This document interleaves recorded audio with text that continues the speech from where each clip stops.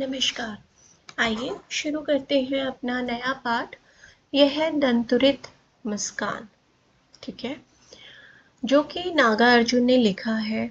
एक छोटे से बच्चे की मुस्कान, जब बच्चा बहुत छोटा होता है और 7-8 महीने का होता है, उसके दांत निकलने शुरू होते हैं, तब उसकी मुस्कान मन को मोह जाती है।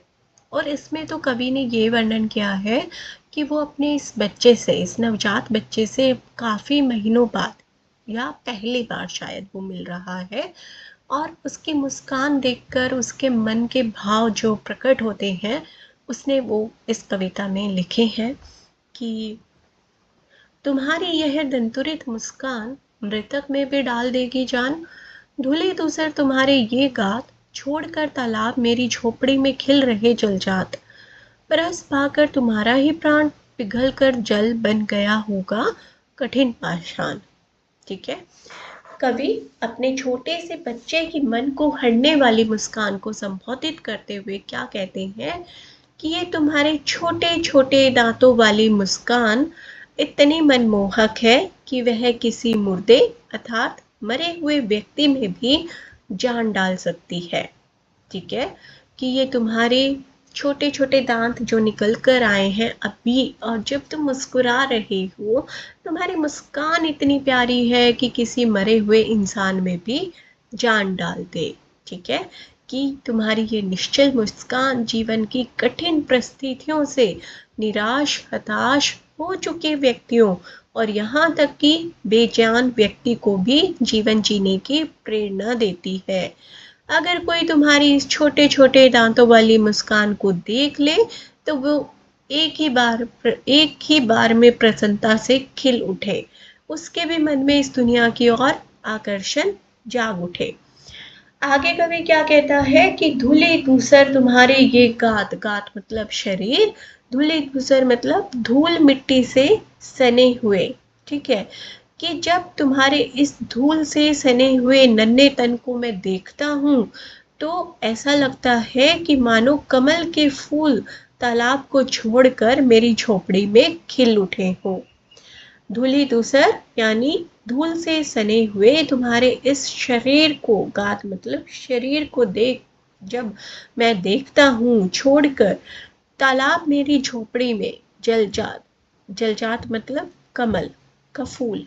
ठीक है, कमल का फूल, ऐसा लगता है मानो तालाब को छोड़कर मेरी झोपड़ी में खिल गया हो। परस पाकर तुम्हारा ही प्राण पिघल कर जल बन गया होगा कठिन पाषाण। कि ऐसा लगता है कि तुम जैसे प्राणवान का स्पर्श पाकर ये कठोर चट्टाने पिघल कर जल बन गई होगी। ठीक है, कहने का क्या आशय कि बच्चे की जो मधुर मुस्कान है वो देख कर भी पत्थर जैसे कठोर हृदय वाले परस पाकर तुम्हारा ही प्राण पिघल कर जल बन गया होगा, कि तुम्हारी इस मुस्कान को देखकर कठिन पाषाण, कठिन पाषाण पत्थर होता है, मजबूत पत्थर, लेकिन यहाँ पर मजबूत पत्थर किसे बोला है कि मजबूत या पत्थर समान दिल वाले लोग। ठीक है, कि पत्थर जैसे कठोर हृदय वाले मनुष्य का मन भी पिघलकर अति कोमल हो जाता है। दोबारा एक बार पूरा पढ़ते हैं। तुम्हारी यह दंतुरित मुस्कान, तुम्हारे ये छोटे छोटे दांतों वाली मुस्कान देखकर ऐसा लगता है कि मानो मृतक शरीर में भी जान आ जाएगी। और धूले धूसर तुम्हारे ये गात और तुम्हारा ये शरीर जो कि धूल मिट्टी से सना हुआ है। ठीक है, धूल मिट्टी से जो ये तुम्हारा शरीर सना हुआ है, ऐसा लगता है कि मानो छोड़कर तालाब मेरी झोपड़ी में खिल रहे जलजात, कि तुम अपना कि जो मानो कमल के फूल हैं वो तालाब, क्योंकि वो तालाब में उगते हैं, कि वो तालाब को छोड़कर मेरी झोपड़ी में खिल गए हैं। ठीक है, मीन्स उस बच्चे की तुलना किससे की है? कमल के फूलों से की है। ठीक है, और यहाँ पर मानवीकरण अलंकार है। परस पाकर तुम्हारा ही प्राण पिघल कर जल बन गया होगा कठिन पाषाण, कि तुम्हारा प्राणवान स्पर्श पाकर, कि तुम्हारा स्पर्श पाकर, तुम्हें छू कर या तुम्हें देख कर, तुम्हारी मनमोहक हंसी को देखकर कोई कठोर हृदय वाला इंसान भी पिघल जाएगा। कि जिस प्रकार पत्थर जो है वो पिघल कर पानी बन जाएगा, ऐसे ही तुम्हारी मुस्कान को, तुम्हारे स्पर्श को देखकर, छूकर या पाकर जो है एक कठोर हृदय वाला मनुष्य भी पिघल जाएगा। छू गया तुमसे कि झड़ने लग पड़े शेफालिका के फूल, बास था कि बबूल, तुम मुझे पाए नहीं पहचान, देखते ही रहोगे अनिमेष, थक गए हो आँख लूं मैं फेर। ठीक है कि उन कवि को क्या लगता है कि कवि को ऐसा लगता है उनके उस छोटे से बच्चे के निश्चल चेहरे में वह जादू है कि उसको छू लेने से बांस या बबूल से भी शेफालिका के फूल गिरने लगते हैं। ठीक है, शेफालिका एक प्रकार का फूल होता है। कहने का तात्पर्य क्या है कि जीवन की विपरीत परिस्थितियों के कारण कवि का मन बांस और बबूल की भांति शुष्क और कठोर हो गया था, लेकिन जब उसने बच्चे की मधुर मुस्कुराहट को देखा तो उसका मन अथवा उसका स्वभाव भी पिघलकर शेफालिका के फूलों की भांति सरस और सुंदर हो गया। ठीक है, छू गया तुमसे कि झड़ने लग पड़े शेफालिका के फूल, बांस था कि बबूल। कि मैं नहीं जानता कि मेरा मन इतनी सारी परिस्थितियों को झेलते झेलते, कवि अपने बारे में बता रहा है कि उसका मन, उसका जीवन बांस या बबूल के पेड़ की तरह बन गया था, कि इतनी सारी परिस्थितियां थी, इतनी सारी समस्याएं थी उसके जीवन में। ठीक है, लेकिन जैसे ही उसने उसकी मुस्कान को देखा, उस छोटे से बच्चे की मुस्कान को देखा, तो उसका जो मन था ना, वो ऐसा हो गया शेफालिका के फूल की तरह। ठीक है, उसका स्वभाव शेफालिका के फूलों की भांति सरस और सुंदर हो गया। तुम मुझे पाए नहीं पहचान, कि तुमने मुझे पहली बार देखा है इसलिए लगता है कि तुम मुझे पहचान नहीं रहे हो, देखते ही रहोगे अनिमेष, अनिमेष मतलब बिना पलक झपकाए, कि तुम मुझे जानने की कोशिश तो कर रहे हो लेकिन बस अभी बिना पलक झपकाए ही देख रहे हो। ठीक है, और फिर थक गए हो आंख लूं मैं फिर, कि ऐसा लगता है कि वह बच्चा इस तरह अपलक कवि को देखते देखते थक गया हो, तो उसकी सुविधा के लिए कवि ही उससे आंखें फेर रहा है। ठीक है, जब उस बच्चे को देखकर कवि इतना खुश हो रहा है, अपने ही बच्चे को देखकर कवि इतना खुश हो रहा है, लेकिन बच्चा जो है वो पहली बार अपने पिता से मिल रहा है, वो उसे नहीं पहचान पा रहा, तो वो क्या करता है, पहले तो बिना पलक झपकाए बच्चा उसे देख रहा है, जानने की कोशिश कर रहा है कि ये शायद मेरे ही पिता है। ठीक है, लेकिन फिर कवि क्या कहता है कि तुम थक जाओगे, है ना, तुम आंखें नहीं झपका रहे। कवि को लगता है कि मेरा बच्चा थक जाएगा, इसलिए वो अपनी आंखें थोड़ी सी फेर लेता है। क्या हुआ यदि हो सके परिचित ना पहली बार, कि क्या हुआ अगर मैं तुम्हें पहली बार नहीं मिला और मैं तुम्हारे इस समय आकर तुमसे मिल रहा हूँ जब तुम्हारे दांत निकलने शुरू हो गए हैं, तब 7-8 महीने के बाद। यदि तुम्हारी माँ न माध्यम बनी होती आज, मैं न सकता देख, अगर तुम्हारी माँ ने नहीं मेरी ओर आकर्षित किया होता मेरा तुम्हारा ध्यान, तो मैं शायद आज भी तुम्हें नहीं देख पाता। तुम्हारी यह दंतुरित मुस्कान, धन्य तुम, माँ भी तुम्हारी धन्य है। चिर परवासी मैं इत्र मैं अन्य, कि मैं तो चिर प्रवासी हूँ, मैं तो तुम्हारे लिए एक अजनबी हूँ, परदेसी हूँ, या कोई एक अन्य व्यक्ति हूँ। ठीक है, अभी इसकी पूरा हिंदी समझते हैं दोबारा से। कवि अपने नन्हे शिशु को संबोधित करते हुए क्या कहता है कि तुम मुझे पहली बार देख रहे हो, इसलिए यदि मुझे पहचान भी नहीं पाए तो इसमें कोई तुम्हारा दोष नहीं है, ये तो स्वाभाविक है क्योंकि मैं ही तुमसे नहीं मिल पाया था ना। कहने का तात्पर्य है कि कवि को इस बात का जरा भी अफसोस नहीं है कि बच्चे से पहली बार में उसकी जान पहचान नहीं हो पाई। एक माँ ही बच्चे को जन्म देकर उसे इस धरती पर लाती है, और आज उसकी माँ ही, तुम्हारी माँ के माध्यम से ही आज मैं तुमसे मिल पाया हूँ। अगर तुम्हारी माँ ने माध्यम बनकर मुझे तुमसे ना मिलाया होता तो मैं तुम्हें नहीं जान पाता। इसलिए मैं तुम्हारा और तुम्हारी माँ का आभारी हूँ और तुम दोनों को दिल से धन्यवाद देता हूँ। ठीक है, अर्थात कवि किसे धन्यवाद दे रहा है? उसकी माँ को, और उसको उसकी माँ ने ही तो उससे उस बच्चे को जन्म दिया और उस बच्चे को इतना सुंदर रूप दिया, इतनी सुंदर मुस्कान दी। इसीलिए वो कहता है कि तुम भी धन्य हो और तुम्हारी माँ भी धन्य है। मैं तो अजनबी हूँ तुम्हारे लिए, क्योंकि मैं दूर प्रदेश में रहता हूँ और मेरा यहाँ आना काफ़ी समय बाद हो पाया है। इसीलिए वो बखूबी समझता है कि उसका बच्चा उसे नहीं जान पा रहा है। इस अतिथि से प्रिय तुम्हारा क्या रहा संपर्क? उंगलियां माँ की कराती रही है मधुपर्क। देखते तुम इधर कनखी मार और होती जबकि आंखें चार, तब तुम्हारी दंतुरित मुस्कान मुझे लगती बड़ी ही छविमान। ठीक है, कि कवि अपने आप को किसी मेहमान की तरह बता रहा है कि वे हमेशा ही काफी लंबे समय तक घर से दूर रहते हैं, जिस कारण वो ना तो अपनी पत्नी से मिलने आ पाए और ना ही वो अपने बच्चे से मिलने आ पाए। ठीक है, कि मैं हमेशा ही तुम्हारे लिए अनजान बना रहा और अतिथि बना रहा। यह तो तुम्हारी माँ है जो तुम्हें अपनी उंगलियों से तुम्हें मधुपर्क चढ़ाती रही, अर्थात तुम्हें दोनों का, माँ और पिता का वात्सल्य देती रही। वात्सल्य मतलब प्यार देना, माँ का प्यार देना।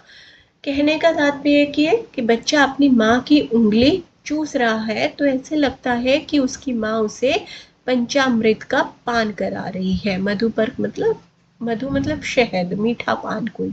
ठीक है, कि वो बच्चा अपनी माँ की उंगली चूस रहा है और ऐसा लग रहा है कि जैसे मानो उसकी माँ उसे कोई मधुपान करा रही है और दोनों का प्यार, माँ और बाप का प्यार दोनों का दे रही है। ठीक है, इस बीच वह बच्चा तिरछी निगाह से कवि को देखता है। कनखी मार मतलब तिरछी निगाह से देखना, कनखियों से देखना, और होती जबकि आंखें चार। ठीक है, कवि को देखता है और तब कवि उसकी इन हरकतों पे कहते हैं कि अब तुम इतने बड़े हो गए हो कि तुम तिरछी नजर से मुझे देखकर अपना मुंह फेर लेते हो। ठीक है, और होती जबकि आंखें चार मतलब कि देखकर, एक बार देखकर मुंह फेर लेना। इस समय भी तुम वही कर रहे हो। इसके बाद जब मेरी आंखें तुम्हारी आंखों से मिलती है तो मेरा तुम्हारा स्नेह प्रकट होता है।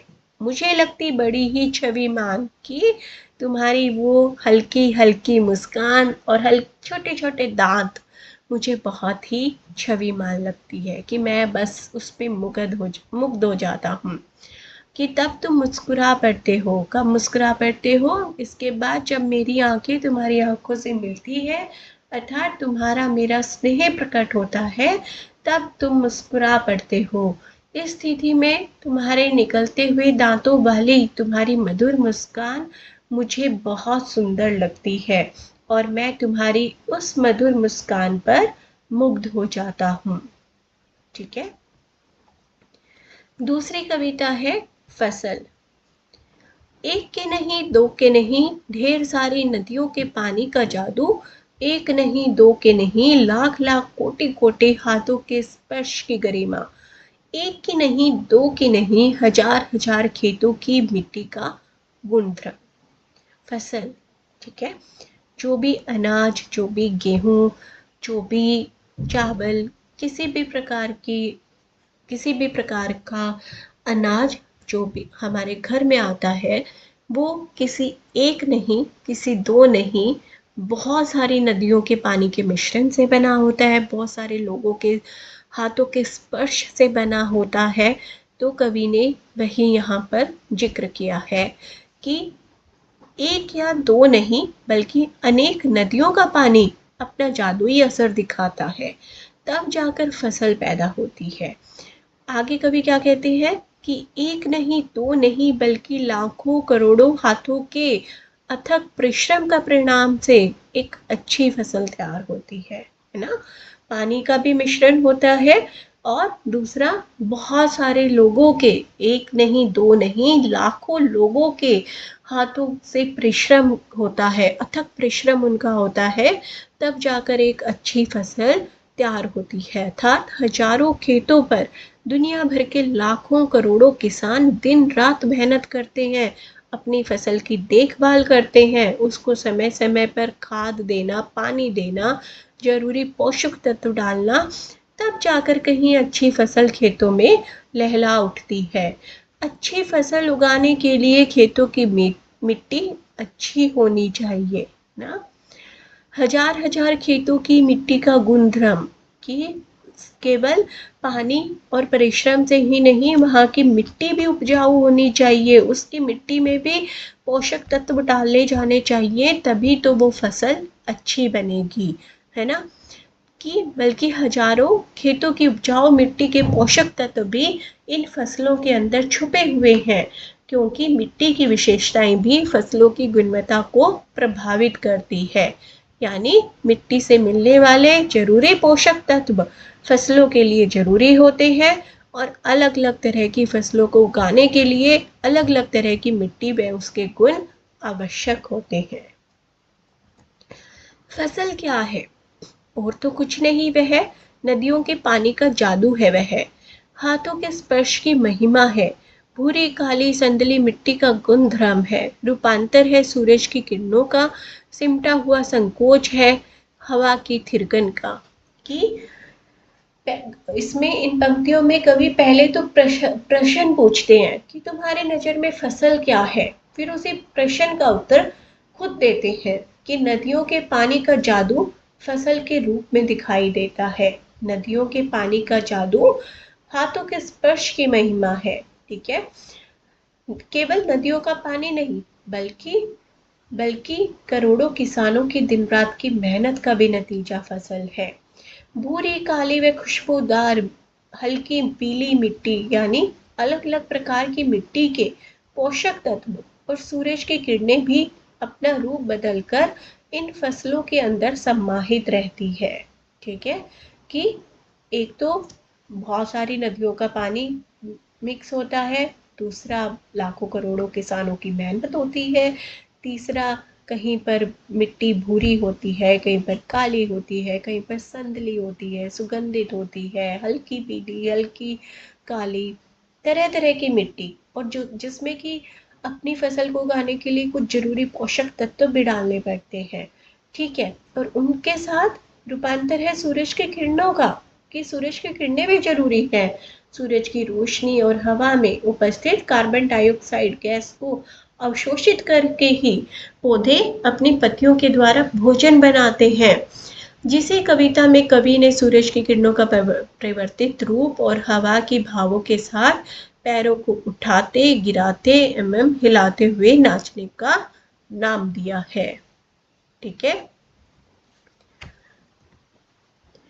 चलिए पहली कविता के प्रश्न उत्तर पढ़ते हैं। बच्चे की दंतुरित मुस्कान का कवि के मन पर क्या प्रभाव पड़ता है? उसकी मुस्कान क्या है? बहुत ही मनमोहक है, और जो कवि का मन है वो प्रसन्नता से भर उठता है, और यह देखकर कवि को लगता है कि ना केवल मेरा मन इतना प्रसन्न हुआ है, बल्कि अगर इस बच्चे की मुस्कान को देखकर तो एक मृत जीव भी जीवित हो उठेगा। बच्चे की मुस्कान और एक बड़े व्यक्ति की मुस्कान में क्या अंतर है? बच्चे की मुस्कान कैसी होती है? सरल और स्वाभाविक होती है, उसमें कोई बनावटीपन नहीं होता, कोई फेक स्माइल नहीं होती। और उसकी मुस्कान कैसी है? भोली है, स्वार्थ रहित है। और जबकि बड़ों की मुस्कान कैसी होती है? कुटिल होती है, स्वार्थी होती है। बच्चे की मुस्कान निष्काम और निश्चल होती है, वहीं बड़ों की मुस्कान कैसी होती है? उसकी परिस्थितियों के अनुसार तय करती है कि कहाँ पर कितना हंसना है, कितना मुस्काना है। ठीक है, कभी कभी इंसान बहुत ज़बरदस्ती मुस्कुराता है, दूसरों की खुशी के लिए मुस्कुरा देता है। तो बड़ों की मुस्कान उसकी परिस्थितियाँ, उसकी सिचुएशंस तय करती हैं, जबकि छोटे बच्चे की मुस्कान तो निष्काम और निश्चल होती है।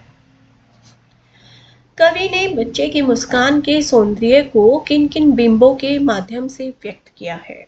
ठीक है, पहला बिंब क्या दिया है कि मृतक में भी जान डाल देता है, कमल का तालाब छोड़कर झोपड़ी में खिलना। ठीक है, तीसरा क्या दिया कि बांस या बबूल से शेफालिका के फूलों का झड़ना, स्पर्श पाकर पत्थर का पिघलना और तिरछी नजरों से देखकर मुस्काना। चौथा क्वेश्चन है, भाव स्पष्ट करने हैं। ठीक है,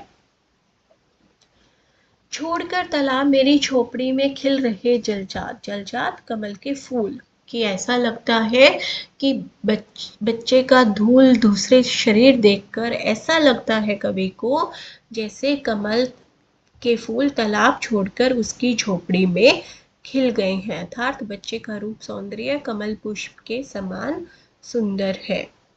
ठीक है, छू गया तुमसे कि झड़ने लग पड़े शेफालिका के फूल, बांस था कि बबूल। कि कम उम्र वाले शिशु जिनके दांत निकल रहे होते हैं उनकी मुस्कान मनोहारी होती है, और ऐसे बच्चों की निश्चल मुस्कान देखकर और उसका स्पर्श पाकर बांस या बबूल से भी शेफालिका के फूल झड़ने लगते हैं। अर्थात कवि कहता है कि वह अपनी परिस्थितियों के कारण एकदम बांस और बबूल जैसा हो गया था, लेकिन जब उसने बच्चे की मुस्कान देखी तो मानो उसके बांस और बबूल जैसे शरीर से भी शेफालिका के कोमल फूल झड़ने लगे हो और वह उसको देखकर मुस्कुराने लगा हो। मुस्कान और क्रोध भिन्न भिन्न भाव है, इनकी उपस्थिति से बने वातावरण की भिन्नता का चित्रण कीजिए। ठीक है, मुस्कान से किसी व्यक्ति की प्रसन्नता व्यक्त होती है। कि कभी कभी ऐसा होता होगा आपके साथ भी, आपका मन बहुत परेशान है लेकिन आपके सामने वाला इंसान बहुत प्यारी स्माइल आपको दे दे या बहुत पॉजिटिवनेस से आपसे बात करे तो कहीं ना कहीं आपका मन भी खुशी से भर जाता है दूसरे की मुस्कान देखकर, है ना। तो मुस्कान से किसी व्यक्ति की प्रसन्नता व्यक्त होती है। मुस्कुराने वाला स्वयं तो खुश होता ही है और अपनी मुस्कान से दूसरों को भी प्रसन्न कर देता है। इससे वातावरण बोझिल होने से बच जाता है। दूसरी ओर क्रोध क्या करता है, मन की व्याकुलता, आक्रोश और अप्रसन्नता का भाव प्रकट करता है। क्रोध की अधिकता से हम क्या करते हैं, अपना नियंत्रण खो बैठते हैं और हम दुर्व्यवहार करने लगते हैं और लोगों को हमारा व्यवहार भी नहीं पसंद आता, है ना। इससे वातावरण में शांति कहीं खो जाती है और वातावरण में कटुता घुल जाती है। प्रश्न नंबर 6, दंतुरित मुस्कान से बच्चे की उम्र का अनुमान लगाइए और तर्क सहित उत्तर दीजिए। कि दंतुरित मुस्कान कविता में वर्णित शिशु के क्रियाकलापों से यह अनुमान लगता है कि उसकी उम्र 5-6 महीने या थोड़ी उससे ज़्यादा, मुझे ऐसा लगता है कि शायद 7-8 महीने का या 8 महीने के बाद ही बच्चे के दांत निकलने शुरू होते हैं। आई एम नॉट श्योर कि 5-6 महीने या 7-8 महीने, इतना आप लिख सकते हो, 7-8 महीने होगी।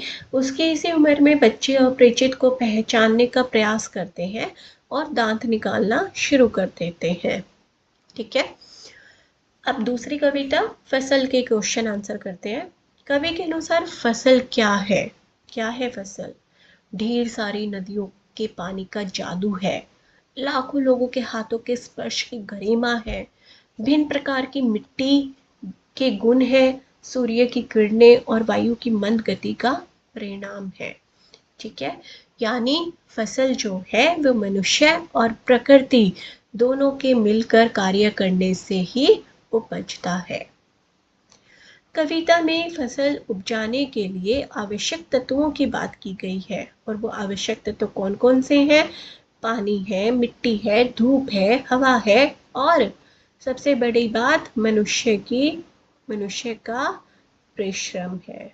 मनुष्य जब तक मेहनत नहीं करेगा इन सब के साथ तो कोई फसल नहीं उग सकती। फसल को हाथों के स्पर्श की गरिमा और महिमा कहकर कवि क्या व्यक्त करना चाहता है? साफ है, बिल्कुल साफ उत्तर है कि कवि ने यहाँ फसल के उपजाने को मानव के श्रम से जोड़ा है। श्रम से जोड़ा है, चूंकि किसानों और मजदूरों द्वारा जो मेहनत की जाती है उनके लगन के कारण ही फसल का उपजना संभव हो पाता है। इसके बिना प्रकृति के तत्व की सार्थकता सफल उपजाने में व्यर्थ है। प्रश्न नंबर 4, भाव स्पष्ट करना है। रूपांतर है सूरज की किरणों का, सिमटा हुआ संकोच है हवा की थिरकन का। इन पंक्तियों में फसल उपजाने में सूरज की किरणों तथा हवा के योगदान को दर्शाया है कि फसल प्रकृति से अपना भोजन प्राप्त करती है और सूरज की किरणें अपनी ऊष्मा प्रदान कर फसल को पकने में मदद करती है। ठीक है, और वहीं हवा की मंद गति फसल को बढ़ने में सहायक होती है ना।